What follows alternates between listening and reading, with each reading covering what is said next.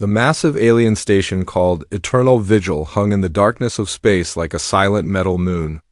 Commander Zeth Kai of the Vorthic Empire stood before the great viewing wall, watching the small human ship approach their territory once again.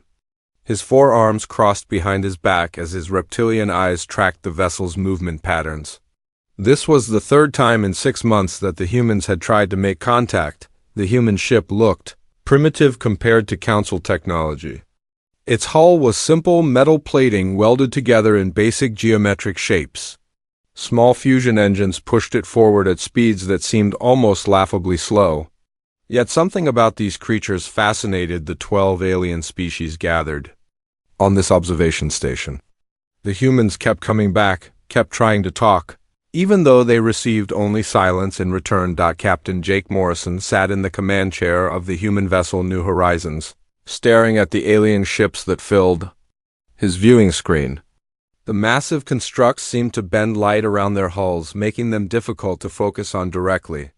Energy readings from his sensors showed power signatures that made human reactors look like candles next to suns. Yet these aliens just watched and never responded to any communication attempts. Lieutenant Amy Rodriguez turned from her communications console, her young face showing frustration. She had been trying to establish contact for over 2 hours, broadcasting on every frequency humans knew existed. Her messages were simple and peaceful, explaining that humanity sought only friendship and knowledge. The aliens obviously received these transmissions because their ships adjusted positions slightly whenever humans broadcast, but they never answered back.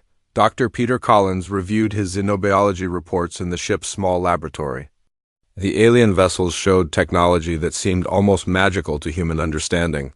Their hulls appeared to be made from materials that could repair themselves when damaged. Their weapons, while never fired, showed energy signatures capable of destroying entire planets.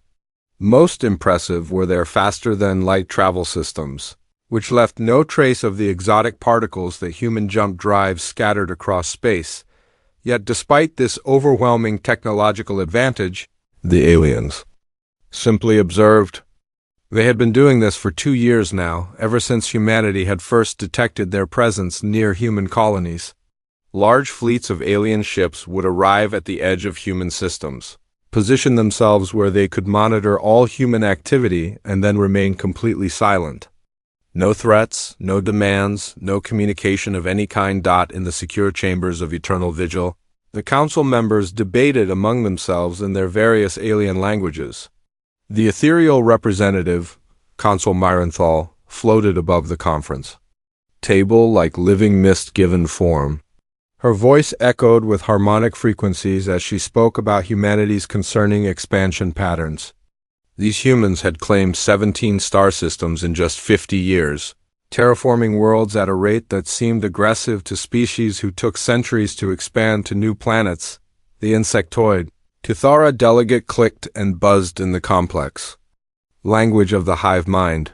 Hive voice clicking death translated the hive's concerns about human military development.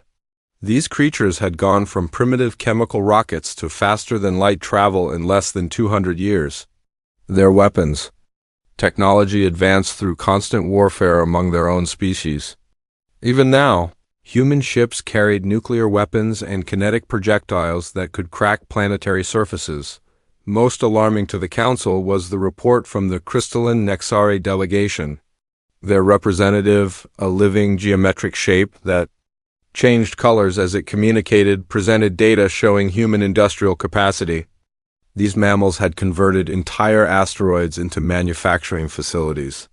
They built ships, habitats, and terraforming equipment at rates that exceeded most Council species' peak production periods. This level of resource consumption and expansion velocity indicated a species that might become a galactic threat, far from the Council's debate chambers. Chief Engineer Lisa Parker worked frantically in the engine room of the human mining ship Endeavour. Warning lights flashed red throughout the vessel as something attacked their convoy near the asteroid mining fields of the Kepler system. Her hands flew over control panels, trying to keep the ship's shields functioning as unknown energy beams struck their hull. The attacking ships were unlike anything in human databases. They appeared to be partially organic, with hulls that pulsed like living tissue. Biomechanical tentacles extended from their sides, grabbing onto human vessels and boring through their armor plating. The creatures inside these ships seemed to be consuming the metal and technology they encountered, growing larger and more dangerous with each successful attack. Captain Morrison received the distress call from the Endeavour convoy while still trying to communicate with the Council observation fleet. The mining ships were under attack by what appeared to be a new alien species, something the humans had never encountered before. The attackers showed no interest in communication or negotiation. They simply consumed everything they touched, turning human technology into part of their own. Biomechanical systems, the Council ships were close enough to detect the human distress signals. Their sensors were far more advanced than human technology, capable of monitoring events across multiple star systems simultaneously. They could see the desperate battle taking place as human mining vessels fought against the biomechanical attackers. The aliens had weapons that could easily destroy the attacking creatures, saving human lives with minimal effort, yet the Council maintained their positions and continued to observe. Their protocols forbade direct intervention in conflicts involving species under evaluation. The humans had not yet been approved for contact, let alone military assistance. The Council watched as human crews fought desperately for survival against an enemy they barely understood. Lieutenant Rodriguez picked up the final transmission from the Endeavour as Captain Morrison ordered their ship to move toward the battle. The mining vessel's communications officer was broadcasting on all frequencies, desperately calling for help from anyone who might be listening. Her voice cracked with emotion as she described the biomechanical creatures tearing through their hull, consuming crew members and converting their technology into alien systems. The battle lasted 6 hours. Human ships fought with everything they had, using nuclear weapons and kinetic projectiles against enemies that seemed to adapt to every attack. The biomechanical creatures absorbed damage and used it to grow stronger, incorporating human weapons into their own offensive systems. One by one, the mining vessels went silent as their crews were overwhelmed. Captain Morrison broadcast his final message of the day on all frequencies, including those he knew the Council ships were monitoring. His voice was steady despite the tragedy they had witnessed, speaking directly to the alien observers who had watched human beings die without offering assistance. He explained that humanity did not know who these watchers were or what they wanted, but that humans were not enemies to anyone who sought peace. The transmission ended with a simple request that would haunt the Council members for years to come. Morrison asked that if these unknown aliens would not speak to humanity, they should at least help those who needed it. His words carried the weight of species that had learned to survive through cooperation and mutual aid, values that seemed foreign to the Council's policy of passive observation. As the New Horizons turned away from Council space, the Endeavour convoy's final distress signal faded into static. The biomechanical attackers had consumed everything, leaving only empty space where human miners had been working to build a better future for their species.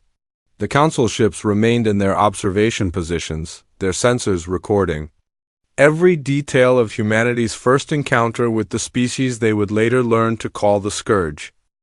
6 months had passed since the Endeavour convoy disappeared in the darkness of space, consumed by the biomechanical creatures that humanity now called the Scourge.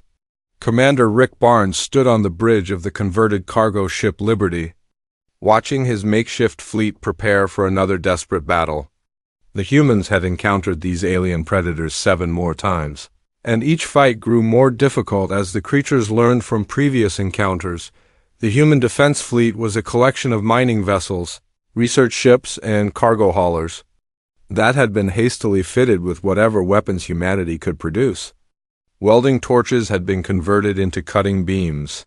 Mining charges became crude missiles, and industrial equipment served as armor plating. The ships looked rough and improvised compared to the elegant Council vessels that continued their silent observation, but they were all humanity had to defend their colonies. Dr. Susan Wright worked in her laboratory aboard the research vessel Discovery, studying tissue samples from destroyed Scourge bioships. Her findings painted a terrifying picture of what humanity faced. The creatures were not simply aggressive aliens seeking territory or resources. They reproduced by consuming the neural tissue of intelligent species, using the knowledge and memories of their victims to grow stronger and more dangerous. The Scourge had evolved as apex predators that specifically hunted civilizations. They would attack a species, consume their technology and biological advantages, then incorporate these improvements into their own biomechanical systems. Dr. Wright's research indicated that the Scourge had destroyed at least 6 intelligent species in the past 1,000 years, growing more sophisticated with each conquest. Meanwhile, the Council observation fleets had grown larger, with additional ships arriving from various alien civilizations. The human expansion into space had slowed dramatically as resources were diverted from colonization to military defense. Every human ship now carried weapons, and every colony maintained armed militias trained to fight the biomechanical invaders. Colonel Danny Martinez demonstrated humanity's latest breakthrough to his fellow officers aboard the military research station, Hope. The humans had developed kinetic impactor weapons that achieved devastating results through pure momentum rather than exotic energy systems. These weapons were crude by galactic standards, but they proved effective against Scourge bioarmor that adapted to energy-based attacks. The Council members observed these developments with growing concern. In their secure chambers aboard Eternal Vigil, the alien delegates debated what humanity's rapid military advancement might mean for galactic stability. General Kethmer of the Vorthic military presented intelligence showing human weapons development proceeding at unprecedented speeds. These mammals were advancing their technology through desperate necessity rather than careful scientific progression. The peaceful Arturian delegate, Harmony Singer Velanora, expressed worry that humanity's focus on military solutions indicated inherent aggressive tendencies. Her species had taken thousands of years to develop space travel, always prioritizing art and philosophy over weapons technology. The humans seemed to approach every problem with violence, creating more powerful tools of destruction with each passing month. The situation reached a critical point when long-range sensors detected a massive Scourge fleet approaching the agricultural world of Haven Colony. The planet supported 200,000 human civilians, mostly families who had volunteered to establish farming communities in the frontier systems. These people had no military training and few weapons. Beyond basic hunting rifles and farming equipment, Captain Bobby Lee commanded the colony transport ship Sanctuary as it limped away from Haven Colony's orbital stations. The vessel's hull showed multiple breaches from Scourge bioweapons, and emergency force fields struggled to maintain atmosphere in damaged sections. His ship carried 15,000 evacuees, mostly children and elderly colonists who could not contribute to the planet's defense. Colonel Nancy Foster led the ground defense of Haven Colony with just 60 Marine volunteers and whatever civilian militia could be organized. Her forces faced thousands of Scourge bioforms that had landed on the planet's surface, creatures that consumed everything organic they encountered while adapting to human defensive tactics. The Marines used every trick they knew, setting traps with mining explosives and channeling the aliens into killing zones. The battle for Haven Colony lasted 3 days and nights. Colonel Foster's Marines fought room by room through the colony's main settlement, buying time for civilian evacuation ships to escape the planet. The Scourge creatures seemed endless, spawning new bioforms from the organic matter they consumed, but the human defenders never retreated from their positions. The Council ships maintained their observation posts throughout the battle, their advanced sensors recording every detail of the desperate fight. They possessed weapons that could have eliminated the Scourge attackers within minutes, energy systems that could have sterilized the entire invasion force without harming human defenders. Yet their protocols forbade any direct intervention in conflicts involving species. Still under evaluation on the second day of fighting, Colonel Foster made a crucial discovery that would change humanity's approach to fighting the Scourge. While defending the colony's power station, she noticed that Electromagnetic pulses from damaged equipment caused the biomechanical creatures to convulse and retreat. The aliens' nervous systems relied on bioelectrical impulses that could be disrupted by properly tuned electromagnetic fields. Foster's final transmission was broadcast on all frequencies as her position was overrun by Scourge bioforms. Her voice remained steady and professional as she reported her discovery to any human forces within range. She explained that electromagnetic pulse weapons could disrupt the creature's bioelectrical systems, making them vulnerable to conventional attacks. The Colonel's last words were a simple message telling her fellow humans to use this knowledge to protect others. The Council delegates listened to Foster's transmission from their secure observation chambers. They watched as the brave human officer died defending people she had never met, sacrificing her life to pass along information that might save her species. Her courage impressed even the most skeptical council members, but their protocols remained unchanged. Haven Colony burned for 2 more days as the Scourge consumed everything organic on the planet's surface. The few remaining human defenders fought until their ammunition ran out, then used whatever weapons they could improvise from farming equipment and industrial tools. In the end, 50,000 colonists died, but their sacrifice allowed 150,000 others to escape the agricultural world that had once grown food for 12 human colonies became a dead rock floating in space. The Scourge had consumed every plant, every animal, and every human they could catch, leaving behind only bare soil and empty buildings.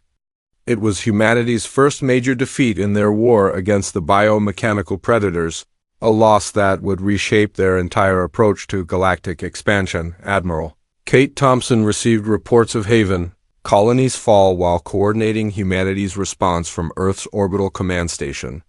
The woman who had once planned peaceful exploration missions now found herself commanding a species-wide war effort. Every human colony was mobilizing for defense, converting their industrial capacity from building homes to manufacturing weapons. The Council observation fleets recorded humanity's transformation from peaceful explorers to desperate warriors. These mammals were changing their entire civilization in response to an existential threat, developing new technologies and tactics at speeds that defied galactic norms. What the Council did not yet understand was that they were witnessing the birth of something unprecedented in galactic history, a species that grew stronger through adversity rather than weaker. The war against the Scourge had changed everything about human civilization in ways that terrified the watching Council observers. Admiral Kate Thompson stood in the command center of humanity's new orbital defense platform, coordinating military operations across 17 star systems simultaneously. The woman who had once been a peaceful exploration coordinator now commanded the largest military force in human history, with every factory and research facility focused on a single goal: survival. Dar Charles Murphy led the crash program to weaponize Colonel Foster's electromagnetic pulse discovery at the research complex on Luna Station. His team worked around the clock, converting the theoretical breakthrough into practical weapons that could be mass-produced across human space. The first generation of EMP torpedoes rolled off production lines within weeks, crude but effective. Tools that could disrupt Scourge bioelectrical systems, long enough for conventional weapons to destroy them. Earth's entire industrial capacity had shifted to war production in a transformation that amazed the Council observers. Civilian manufacturing plants that once produced consumer goods now churned out armor plating and weapon components. Asteroid mining operations expanded rapidly to provide raw materials for the growing human war machine. Even agricultural colonies contributed by developing food systems that could sustain military crews during extended campaigns. Captain Alex Johnson commanded the prototype warship Defiance, humanity's first purpose-built combat vessel designed specifically for fighting the Scourge. Unlike the elegant energy weapons favored by Council species, human ships bristled with railguns, missile pods, and the new EMP torpedo systems. The weapons looked crude and primitive, but they were designed for the brutal reality of combat against biomechanical predators that adapted to every attack. The Council members observed humanity's rapid militarization with growing alarm from their observation posts. The gentle luminary species representative, light-bearer Shentel, noted that human industrial output had increased by 340% in just 2 years. These mammals were transforming their entire civilization at speeds that violated everything the Council understood about societal development patterns. The paranoid Obsidian hierarchy delegate, Shadowmaster Grickstock, warned his colleagues that humanity was becoming a potential threat to galactic stability. His species had spent millennia perfecting surveillance and information gathering, and their data showed humans developing military capabilities that could challenge even advanced Council civilizations. The electromagnetic pulse weapons were particularly concerning because they could disrupt most galactic technology. Not just scourge biosystems, the decisive test of humanity's new capabilities came at Crossroads Station, a major supply depot that supported human colonies across the frontier systems. The station served as a logistics hub where mining ships, colony transports, and military vessels refueled and resupplied. Losing Crossroads would cut off 12 human settlements from the resources they needed to survive, effectively dooming over 1 million colonists to slow death by starvation. Commander Ryan O'Connor received intelligence that a massive scourge swarm was approaching Crossroads Station. Over 300 bio-vessels that had been growing stronger by consuming abandoned settlements throughout human space. His 50 human ships were outnumbered 6-1, facing enemies that had learned from every previous battle.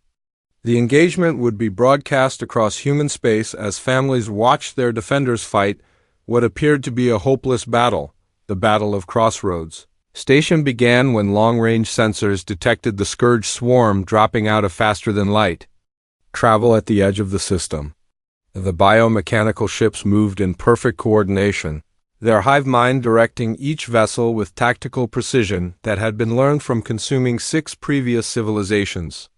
They spread out in attack formations that maximized their offensive capabilities while minimizing human defensive advantages.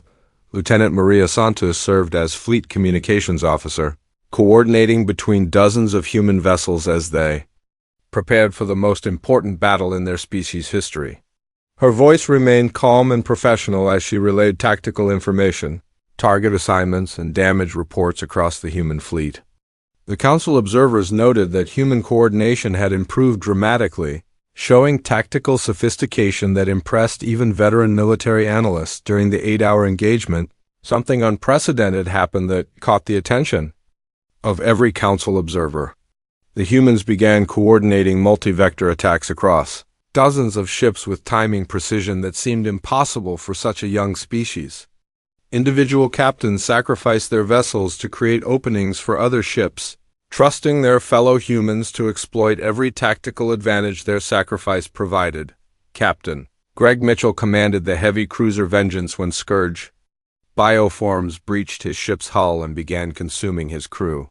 Rather than retreat or attempt to save his vessel, Mitchell ordered his surviving crew to evacuate while he set course for the largest Scourge command organism. His ship, crippled and losing atmosphere, rammed directly into the biomechanical creature that was coordinating the enemy swarm. The collision disrupted the Scourge hive coordination for crucial minutes, allowing human forces to target individual bioships that were no longer receiving unified tactical direction. The humans exploited this advantage with ruthless efficiency, concentrating their fire on isolated enemies while avoiding the coordinated attacks that had made the Scourge so dangerous in previous battles. The victory came at terrible costs that would haunt humanity for generations. 37 human ships were destroyed during the engagement, taking over 15,000 military personnel with them. Entire families lost fathers, mothers, sons, and daughters in a single day of fighting. Yet humanity had proven something crucial to themselves and their silent observers. They could adapt, learn, and win against seemingly impossible odds. The survivors of Crossroads Station became heroes across human space, their tactical innovations quickly adopted by military forces throughout human territory. The battle demonstrated that humans could coordinate complex operations across multiple star systems, adapting their strategies in real time as battlefield conditions changed. This flexibility impressed even the most skeptical Council observers, who had never seen such rapid tactical evolution. Following the victory, the Council convened an emergency session aboard Eternal Vigil for the first time since beginning their observation of humanity. The aquatic pelagic delegate, Deep Current Moralen, argued that humanity had demonstrated they were fighting an enemy that threatened all life in the galaxy. The scourge consumed intelligent species regardless of their technology level or defensive capabilities, making them a universal threat to galactic civilization. However, the majority of Council members still voted for continued observation rather than direct contact or assistance. They decided that humanity needed further evaluation before any official contact could be considered, despite growing evidence that these mammals might be the galaxy's best hope against the scourge threat. The Council's protocols had served them well for thousands of years, and most delegates were reluctant to change established procedures. Some Council members privately questioned the wisdom of maintaining non-interference policies while watching a species fight for survival against a galactic threat. The ethereal Consul Marenthal noted that humanity's rapid adaptation suggested they might become valuable allies rather than dangerous enemies. Yet the Council's bureaucratic nature made rapid policy changes nearly impossible, even when circumstances clearly warranted immediate action. As human forces regrouped and prepared for the next phase of their war against the scourge, the Council observation fleets remained in their positions, recording every detail of a species transformation that was unprecedented in galactic history. They were witnessing the birth of something new, a civilization that grew stronger through conflict rather than weaker, turning desperate survival into technological and tactical advantages that would reshape the galaxy. 2 years into the war against the scourge, humanity had transformed from desperate survivors into something the galaxy had never seen before. General Tony Rodriguez commanded a fleet of 200 purpose-built warships from the massive orbital fortress called New Terra Station, coordinating military operations across an industrial base that now encompassed 12 star systems. The humans had learned to fight not as separate nations or colonies, but as a unified species with a single goal: complete victory over their biomechanical enemies. Dr. Helen Carter made her breakthrough discovery while analyzing captured scourge technology in the Deep Space Research Facility known as Laboratory 7. Her findings revealed something that terrified even the watching Council observers. The scourge possessed a central nervous system network that spanned entire star clusters. These creatures were not simply individual predators hunting for food, but components of a vast collective intelligence that had been systematically consuming the galaxy for thousands of years. The implications of Dr. Carter's research changed everything humanity thought they knew about their enemy. The scourge bioships that attacked human colonies were merely scout forces, advanced units sent to test the defensive capabilities of potential prey species. The real scourge civilization existed somewhere deeper in the galaxy, a massive hive mind that had grown by absorbing the knowledge and technology of over 40 intelligent species during the past 10,000 years. This revelation reached the Council observation fleets at the same time it spread through human space, causing panic among even the most arrogant alien delegates. Consul Marenthal of the Ethereals presented evidence that Scourge advanced scouts had been probing Council space for months, using stealth technology that had been stolen from previously consumed civilizations. The biomechanical predators had been using their war against humanity as a testing ground for tactics against advanced galactic powers. The Council finally understood the true scope of what they had been passively observing. Humanity was not simply fighting for territory or resources against another aggressive species. They were engaged in a desperate struggle against an enemy that represented an existential threat to all intelligent life in the galaxy. Every day the Council delayed action was another day the Scourge grew stronger by learning from human defensive tactics. Admiral Steve Williams developed Operation Cleansing Fire from his command post aboard the battleship Retribution, a massive, coordinated strike designed to eliminate the Scourge presence in human space once and for all. The operation required precise timing across 17 star systems and represented the largest military operation in human history. involving every warship, support vessel, and armed civilian craft that humanity could deploy. Commander Melissa Davis led the advanced reconnaissance missions that mapped Scourge positions throughout the target zone. Her small fleet of stealth ships conducted suicidal scouting runs through enemy territory, gathering intelligence about Scourge fleet compositions and defensive positions while losing half their vessels to biomechanical patrols. The information she gathered showed that humanity faced over 2 million individual Scourge organisms spread across dozens of star systems. The preparation for Operation Cleansing Fire demonstrated humanity's complete transformation from peaceful explorers to a military civilization.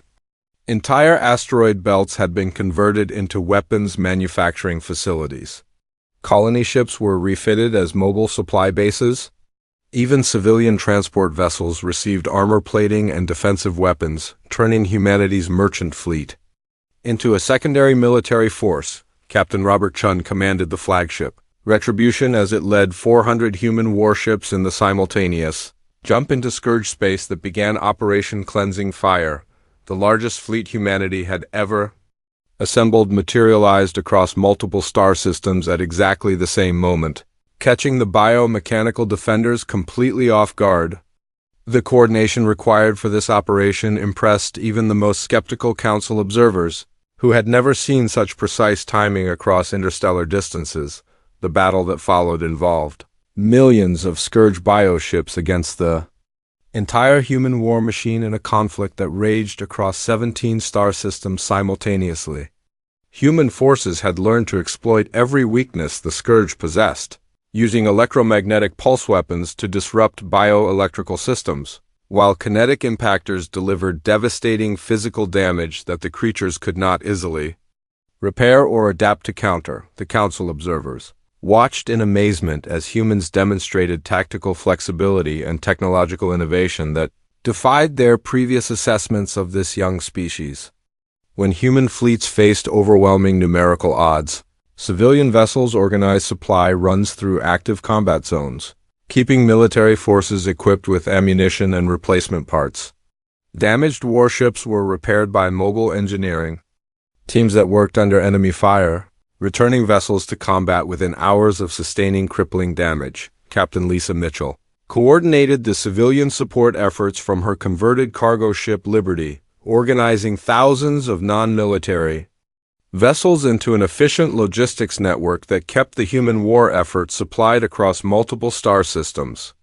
Her improvised supply chain included everything from ammunition transports to mobile hospitals, civilian volunteers who risked their lives to support the military forces fighting for their species. Survival. The climax of Operation Cleansing Fire came when Commander Paul Jackson volunteered to lead a suicide mission into the largest Scourge construct, a biomechanical structure the size of a small moon that served as a regional coordination center for the hive mind. Jackson and his team of 12 volunteers flew a single ship loaded with experimental quantum charges directly into the heart of the enemy stronghold, knowing they would never return home. The explosion that followed Jackson's sacrifice disrupted the Scourge hive mind across 3 star systems, severing the bioelectrical connections that allowed millions of individual organisms to coordinate their actions. 60% of the Scourge fleet was eliminated instantly as bioships lost the central control that kept their organic components functioning. The remaining creatures reverted to basic survival instincts, making them vulnerable to conventional human attacks. Humanity achieved complete victory in Operation Cleansing Fire, eliminating the Scourge presence from human space and securing their colonies against future biomechanical attacks. The success came at a staggering cost that would reshape human society for generations. Half their fleet was destroyed during the operation. Over 200,000 military personnel died in the fighting, and entire star systems were left devastated by the massive battles that had raged across their territories. The survivors of Operation Cleansing Fire became legends throughout human space, their names remembered alongside the greatest heroes in human history. More importantly, their victory demonstrated that the Scourge could be defeated by a species willing to sacrifice everything for survival. The biomechanical predators were not invincible. They could be outsmarted, outfought, and destroyed by determined opposition. The Council observation fleets recorded every detail of humanity's triumph while struggling to understand what they had witnessed. These mammals had not only survived contact with a species that had consumed 40 previous civilizations, but had eliminated the threat entirely through coordinated action across their entire territory. The tactical and technological innovations developed during the war now gave humanity military capabilities that rivaled or exceeded those of most Council species. Yet even as humanity celebrated their hard-won victory, long-range sensors were detecting something that would change everything. Once again, deep space monitoring stations reported massive energy signatures moving toward the galaxy from the direction of the galactic core. Readings that suggested the Scourge forces humanity had fought were merely the advanced scouts of something far larger and more dangerous than anyone had imagined. 6 months after humanity's victory over the Scourge in Operation Cleansing Fire, the galaxy faced a new reality that no one had anticipated. Captain Jennifer Barnes commanded the rebuilt human fleet from the flagship Phoenix Rising, a massive warship constructed from the lessons learned during years of desperate combat. The humans had not only survived their war against the biomechanical predators, but had emerged as a military power that rivaled the most advanced Council civilizations. Dr. Kenneth Moore led the terraforming teams that were rapidly healing the world's damage during the Scourge War, using technology that had been developed through necessity and refined through constant innovation. Human engineering capabilities now exceeded those of species that had been building worlds for millennia. The same determination that had driven them to victory in combat now focused on rebuilding their civilization stronger than ever before. The Council finally decided to make official contact with humanity, but they discovered that the species they had observed for so long had fundamentally changed. Admiral Sharon Clark, now commanding all human military forces, responded to Council diplomatic overtures with polite but firm independence. Her message was simple and direct. Humanity appreciated the Council's interest in dialogue, but they had learned to handle their own problems without outside assistance. The first official meeting between humanity and the Council took place aboard the neutral station Harmony Point, a diplomatic facility constructed specifically for first contact protocols. Council delegates arrived expecting to encounter a primitive species, grateful for the opportunity to join galactic civilization. Instead, they met with humans who possessed technology and capabilities that challenged everything the Council thought they knew about galactic development. Engineer Rachel Murphy demonstrated new human innovations to the assembled alien delegates, displaying faster-than-light communication systems that operated without the quantum entanglement networks the Council considered essential. Human ships now use self-repairing hull materials that exceeded Council specifications, and their energy weapons achieved power outputs that most alien civilizations required massive planetary installations to generate. The Council delegates were shocked to learn that these technological advances had not been gifts from advanced mentors or discoveries in ancient ruins. Humanity had developed everything through their own research and innovation, driven by the desperate need to survive against an enemy that adapted to conventional tactics. The humans had turned their isolation into an advantage, creating solutions that more advanced species had never considered necessary. When the Council offered humanity membership in their organization, expecting gratitude and eager compliance, with established galactic protocols, Admiral Kevin Thompson delivered humanity's counterproposal. The humans would consider joining the Council, but only as equal partners with full representation in all decisions affecting galactic security. They demanded shared access to Council technology and expected reciprocal arrangements for their own innovations. Most importantly, humanity insisted on military alliance agreements against any future Scourge remnants or similar threats. The humans were not seeking protection from advanced alien civilizations. They were offering partnership from a position of strength developed through years of successful combat operations. Their proposal treated the Council as potential allies rather than superior beings, Who would guide humanity's development? The Council's response to humanity's demands revealed the fundamental misunderstanding that had shaped their entire observation. Period. The alien delegates had expected to encounter a young species eager to learn from their betters, not military equals who had solved problems the Council had never faced. Some delegates were offended by human presumption, while others were intrigued by the innovations these mammals had developed through necessity. The debate among Council members was interrupted by emergency alerts from long-range sensor networks monitoring the galactic rim. The readings showed massive energy signatures approaching from the direction of the galactic core, fleet movements on a scale that dwarfed anything in recorded galactic history. The Scourge forces that humanity had fought were revealed to be merely advanced scouts preparing the way for a full-scale invasion. Admiral Amanda Foster, daughter of the hero who had discovered the Scourge weakness to electromagnetic pulses, analyzed the sensor data with growing concern. The approaching fleet contained over 10 million biomechanical vessels, each one larger and more sophisticated than anything humanity had previously encountered. This was the true Scourge civilization, a hive mind that had been consuming the galaxy for millennia while remaining hidden in the galactic core. Every Council species reacted to this revelation with panic and despair. Their advanced civilizations had avoided conflict for so long that most had forgotten how to fight effectively. Their elegant technologies were designed for peaceful cooperation and scientific advancement, not for desperate warfare against an enemy that consumed everything in its path. The approaching Scourge fleet represented certain extinction for every intelligent species in the galaxy. Only humanity remained calm in the face of this ultimate threat, General Amanda Foster addressed the terrified Council delegates with the same steady confidence her mother had shown while dying to protect Haven Colony. She explained that humans had been preparing for exactly this scenario since their first encounter with the Scourge, developing strategies and technologies specifically designed to fight a galactic-scale invasion. The tables had completely turned.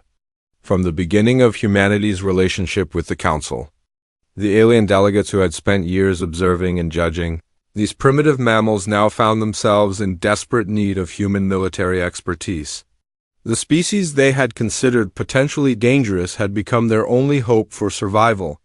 Against the approaching biomechanical apocalypse, Captain Donald Reed commanded the Joint Defense Fleet that was rapidly assembled from human warships and hastily converted Council vessels. Human tactics and technology were being integrated with alien systems at unprecedented speed, creating weapons and defensive strategies that neither species could have developed alone.